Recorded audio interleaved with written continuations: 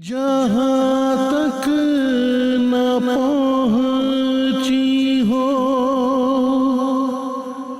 آوازیں وہاں جا کے قرآن سنائیں گے ہم۔ اعوذ باللہ من الشیطان الرجیم، بسم اللہ الرحمن الرحیم۔ معزز ناظرین، پروگرام حکایات صدق و وفا کے ساتھ MTA جرمنی سے ہم آپ کی خدمت میں حاضر ہیں۔ ناظرین محترم، گزشتہ کچھ پروگرام سے ہمارے ساتھ یہاں پر موجود ہیں مکرم و محترم مولانا محمد الیاس منیر صاحب۔ آپ مربی سلسلہ عالیہ احمدیہ ہیں اور آج کل خدا تعالیٰ کے فضل سے یہاں جرمنی میں تعینات ہیں اور خدمت دین کی توفیق پا رہے ہیں۔ مولانا کو دیگر اسیران کے ساتھ ایک لمبا عرصہ اللہ تعالیٰ کی راہ میں اسیر رہنے کا شرف حاصل ہوا، اور اسی اسیری کی داستان جو ہے وہ گزشتہ کچھ پروگرام سے آپ کی خدمت میں ناظرین محترم ہم توفیق پا رہے ہیں پیش کرنے کی۔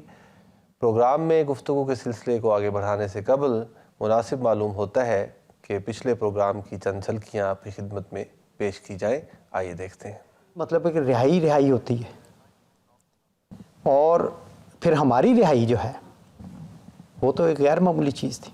حضرت میاں خورشید احمد صاحب مرحوم اور حضرت مرزا غلام احمد صاحب مرحوم یہ تشریف لائے ہوئے تھے، اور انہوں نے وہاں پہ سب سے پہلے استقبال کیا۔ ایک عجیب خوشیوں کا ٹھاٹھے مارتا ہوا سمندر تھا، انسان نہیں تھے وہ۔ جی ناظرین محترم، ابھی آپ گزشتہ پروگرام کی چند جھلکیاں ملاحظہ فرما رہے تھے۔ مولانا میں بہت بہت شکر گزار ہوں MTA کی تمام ٹیم کی طرف سے کہ آپ نے ہمیں وقت دیا۔ اب پچھلے پروگرام میں گزشتہ پروگرام میں بات ہو چکی کہ آپ روا میں تشریف لے آئے ہیں، اور حقیقی بات یہ ہے کہ ایک احمدی کے طور پر اگر خاکسار بھی سوچے، کیونکہ ہماری جو کیفیت ہے بحیثیت احمدی وہ بہرحال میں سمجھتا ہوں کہ ایک سی ہوتی ہے، تو ایک نیچرل تڑپ تو یہ ہوگی کہ اب اپنے آقا کے دربار میں کب شرف بازیابی حاصل ہو، اور وہ جو تڑپ کے دعائیں کر رہے ہیں ان کی آنکھیں اور آپ کا سینہ اور ان کا سینہ کب ٹھنڈا ہو، تو وہ سامان خدا تعالیٰ نے کیسے پیدا فرمائے۔ السلام علیکم، اعوذ باللہ من الشیطان الرجیم، بسم اللہ الرحمن الرحیم۔ رہائی کے فوراً بعد حضرت صاحب کی طرف سے یہ ہدایت وکالت تبشیر کو ملی کہ خاکسار کا ویزا اپلائی کیا جائے انگلینڈ کے لیے، اور فیملی سمیت ویزا ہو اور مشنری ویزا ہو۔ چنانچہ اس کی تعمیل میں وکالت تبشیر نے فوری طور پر اقدامات کیے، ویزا اپلائی کیا، اور اسلام آباد جا کے ہمارے انٹرویوز ہوئے، اور وہ ظاہر ہے کہ جو مستقل ویزا ہوتا ہے اس کے لیے ایک لمبا پروسیس ہوتا ہے، اس کے لیے وہ ویزے کی طرح تو نہیں ہوتا کہ ہفتے 10 دن میں لگ جائے، اس کے لیے باقاعدہ کارروائی ہوتی ہے، تحقیق ہوتی ہے۔ تو اس سلسلے میں وہ کارروائی شروع ہو گئی، ایمبیسی نے کارروائی شروع کی، اور اس نے بتا دیا کہ 4 سے 6 مہینے اس میں لگیں گے۔ بہرحال ہم بیٹھ گئے کہ اب جو بھی ہے صورتحال، تو اتنے میں پھر اوپر سے جلسہ آ گیا UK کا، اور سب کی یہ خواہش تھی کہ سب اسیران جلسے پر پہنچ جائیں۔ چنانچہ باقی 4 اسیران جو میرے ساتھی تھے ان کو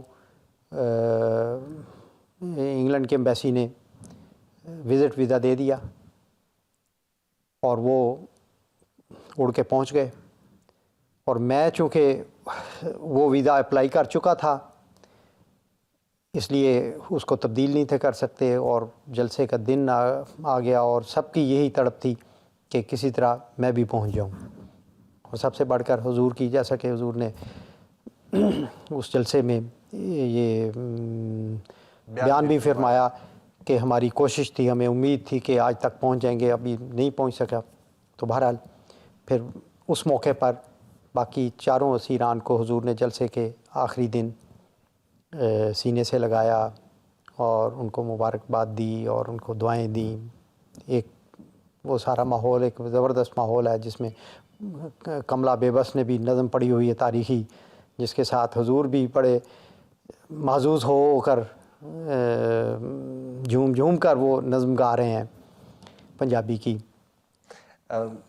مناسب معلوم ہوتا ہے مولانا اگر آپ اجازت دیں تو یہیں پر ناظرین کو بھی ان یادگار لمحوں میں شامل کر لیتے ہیں. ناظرین محترم آئیے وہ یادگار لمحے آپ کی خدمت میں پیش کرتے ہیں.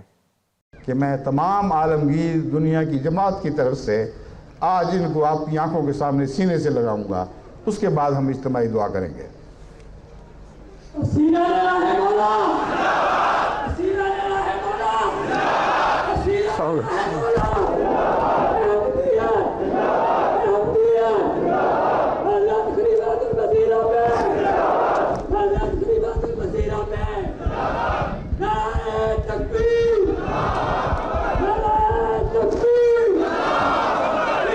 تمام عالمگیر جماعت کی طرف سے میرا سینہ آپ کو اپنے سینے سے لگا رہا ہے. السلام علیکم و رحمۃ اللہ. السلام علیکم.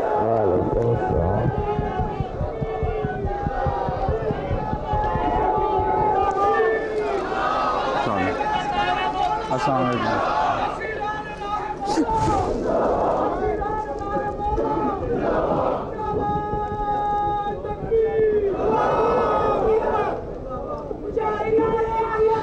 خیرات کر اب ان کی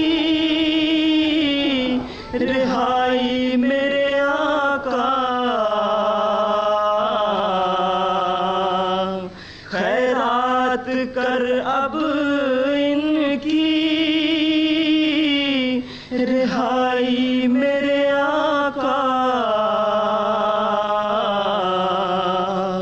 کشکول میں بھر دے جو میرے دل میں بھرا ہے.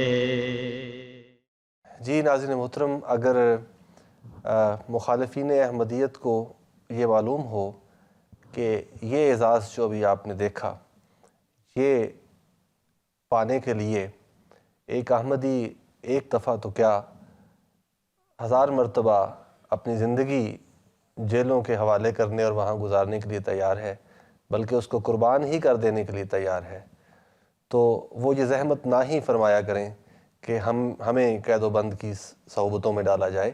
بہرحال تو مولانا بہرحال اس کے بعد ایسی صورتحال پاکستان میں پیدا ہو گئی کہ مجھے اور حضور کو وکلاء نے مشورہ دیا کہ جتنی جلدی ہو سکے اسے پاکستان سے باہر چلے جانا چاہیے. خواجہ صاحب جو ہمارے وکیل تھے، خواجہ سرفراز صاحب، ان سے ملاقات ہوئی. انہوں نے تو کہا کہ بھائی نہ پوچھنا ہے کیوں، کب، کیسے، جیسے بھی ہو فوری طور پر باہر جانے کا انتظام کرو. میں نے کہا میں تو خود نہیں میں کچھ کر سکتا. بہرحال حج صاحب کی طرف سے پھر ہدایت آئی جس پر انتظام کیا گیا اور فوری طور پر مجھے جرمنی کا ویزا مل گیا اور جرمنی کا ویزا ملا. اور دلچسپ بات یہ ہے کہ میں یہاں پہ ایک خواب میں بیان کرنا چاہوں گا. وہ یہ کہ جس دن یہ فیصلہ ہوا کہ مجھے یہاں سے چلے جانا چاہیے، وہ جمعے کا دن تھا اور اس دن میں نے خواب دیکھا صبح کہ کوئی ایسی جگہ ہے، گھر ہے جس کی کرسی اونچی ہے اور اس کے باہر والے دروازے پہ سیڑھیاں ہیں، 3-4 سیڑھیاں ہیں اور اوپر شیڈ لگا ہوا ہے اس جگہ پہ. تو وہاں پہ میں کھڑا ہوں اور امیر صاحب جرمنی ہیں. جیسے وہ اپنے گھر پہ کھڑے ہیں تو میں باہر سے گیا ہوں ملنے ان کو، یا مجھے یہ نہیں کہ کیا وجہ ہے کیوں کھڑے ہیں، لیکن میرے ہاتھ میں شلوار قمیض، سفید شلوار قمیض کا ایک جوڑا ہے. تو امیر صاحب دیکھ کے کہتے ہیں کہ یہ قمیض مجھے نہیں دے سکتے. میں کہتا ہوں امیر صاحب آپ، چونکہ امیر صاحب کے ساتھ ہمارے بالکل آغاز سے پہلے دن سے بہت اچھے تعلقات ہیں، کیونکہ یہ سب سے پہلے ہمارے گھر میں ہی اترے تھے جب بیعت کی ہے انہوں نے، قادیان سے آئے ہیں. ہدایت اللہ صاحب ہمارے ہی گھر میں لے کے آئے تھے. تو اس وقت سے ایک ان کے ساتھ ایک عجیب تعلق ہے. تو میں نے کہا پورا آپ جوڑا لے لیں. یہ بس اتنی سی خواب ہے.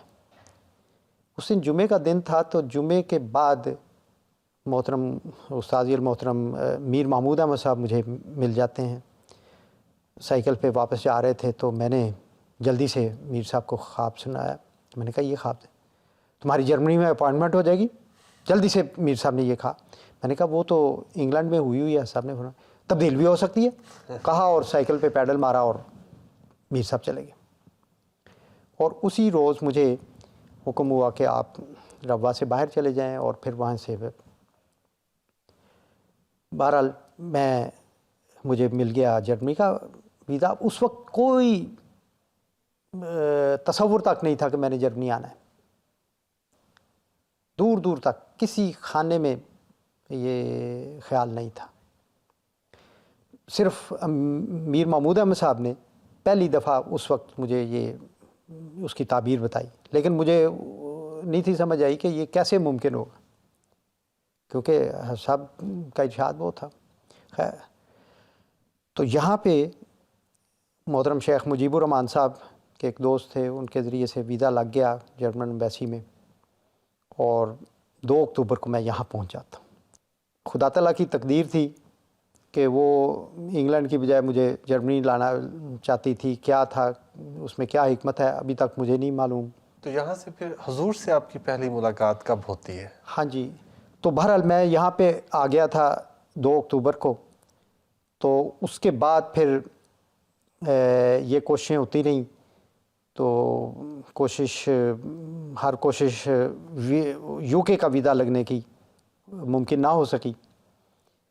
تو پھر یہاں پہ ایکسٹینشن ہوئی وزٹ ویزے کی. اس کے بعد پھر مجھے ایک ریٹ کرنی پڑی کہ مجھے یہاں سے ویزا ملے مشنری کے طور پر.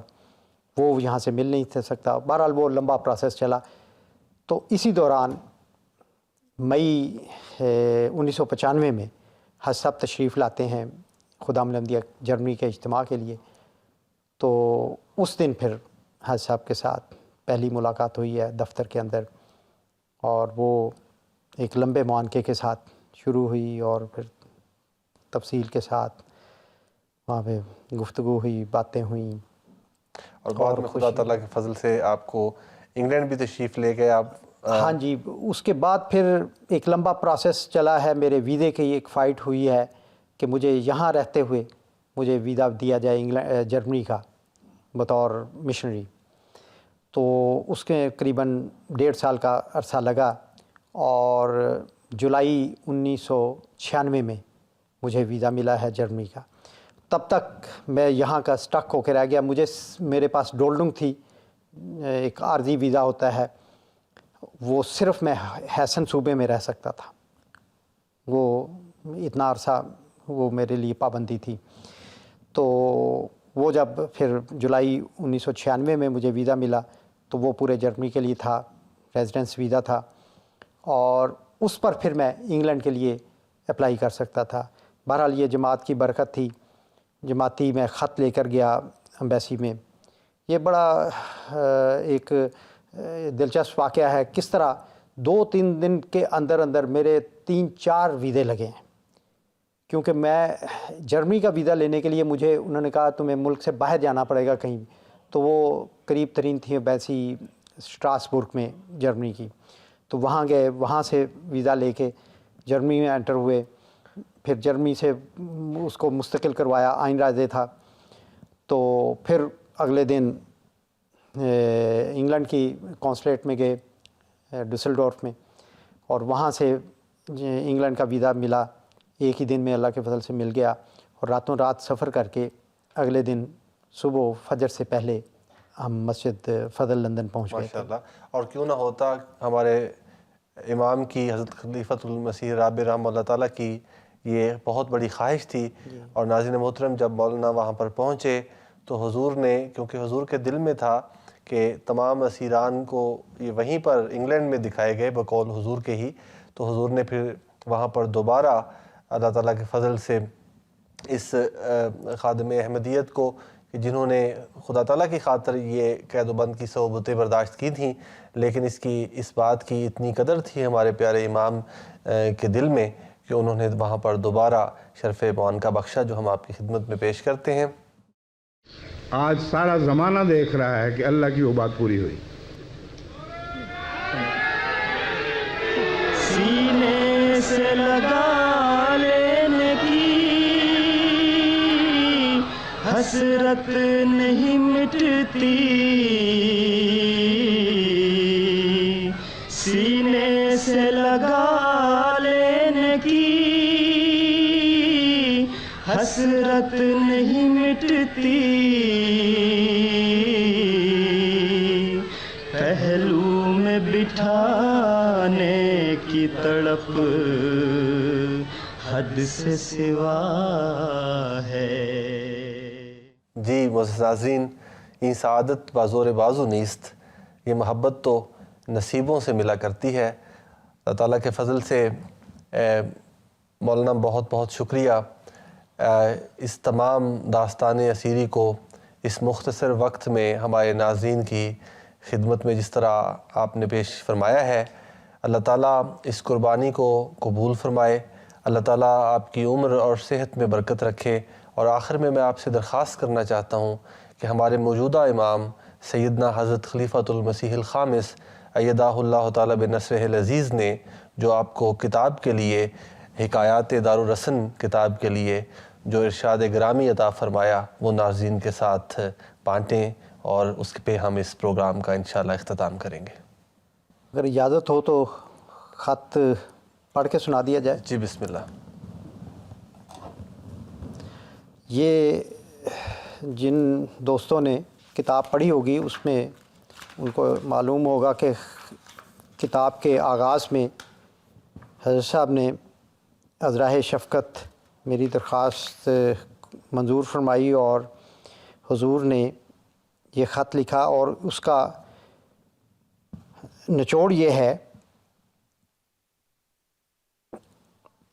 جماعت کے جو اسیران ہیں ان کی قربانیوں کی ایک لمبی تاریخ ہے، اور 1984 کے آرڈیننس کے بعد جو اسیر راہ مولا ہوئے اور جن کے لیے بڑی خطرناک سزائیں بھی جاری ہوئیں، ان میں آپ بھی شامل تھے، لیکن اللہ تعالیٰ کے فضل اور حضرت خلیفۃ المسیح رابع رحمہ اللہ کی دعاؤں سے آپ اس میں سے گزرے بھی، اور پھر اللہ تعالیٰ نے رہائی کے سامان بھی پیدا فرما دیے۔ اس دور میں آپ نے جو قربانیاں دیں، اللہ آپ کی آئندہ نسلوں کو بھی توفیق دے کہ وہ دین کی خاطر کسی بھی قربانی سے دریغ نہ کریں۔ آمین۔ اللہ کرے کہ یہ کتاب پڑھنے والوں کے اندر قربانیوں کی ایک نئی روح پھونکنے کا ذریعہ ہو۔ اللہ آپ کو جزا دے کہ آپ نے اس میں اسیری کے واقعات کو اکٹھا کر کے آئندہ نسلوں کے لیے، آئندہ نسلوں کے ایمان و ایقان میں جلا پیدا کرنے کے سامان کر دیے ہیں۔ جزاکم اللہ و احسن الجزاء۔ وسلام خاکسار مرزا مسرور احمد خلیفۃ المسیح الخامس۔ جزاکم اللہ تعالیٰ۔ تو یہی پیغام ہے کہ آئندہ نسلوں کو بھی توفیق دے کہ وہ دین کی خاطر کسی بھی قربانی سے دریغ نہ کریں، اور اللہ کرے کہ یہ کتاب پڑھنے والوں کے اندر قربانیوں کی ایک نئی روح پھونکنے کا ذریعہ ثابت ہو۔ آمین اللہم آمین۔ جزاکم اللہ تعالیٰ احسن الجزاء۔ مکرم مولانا بہت بہت شکریہ۔ اللہ تعالیٰ ہم سب کو اپنے پیارے امام کی توقعات کے عین مطابق اپنی عملی زندگی میں اس کے جو اثرات ہیں اس کو ہم بھرنے والے اور محسوس کرنے والے ہوں، اور وہ ہماری اخلاقی حالتوں کو بدلنے کا باعث بنے، کیونکہ دین کا بھی یہی مقصد ہے اور قربانیوں کا بھی یہی مقصد ہے جو دین کی خاطر دی جاتی ہیں، کہ نفس کی اصلاح ہو۔ ناظرین محترم، جرمنی اسٹوڈیوز سے MTA جرمنی کی تمام ٹیم کو اجازت دیجیے۔ السلام علیکم ورحمۃ اللہ وبرکاتہ۔ جہاں تک نہ پہنچی ہو آواز حق، وہاں جا کے قرآن سنائیں گے ہم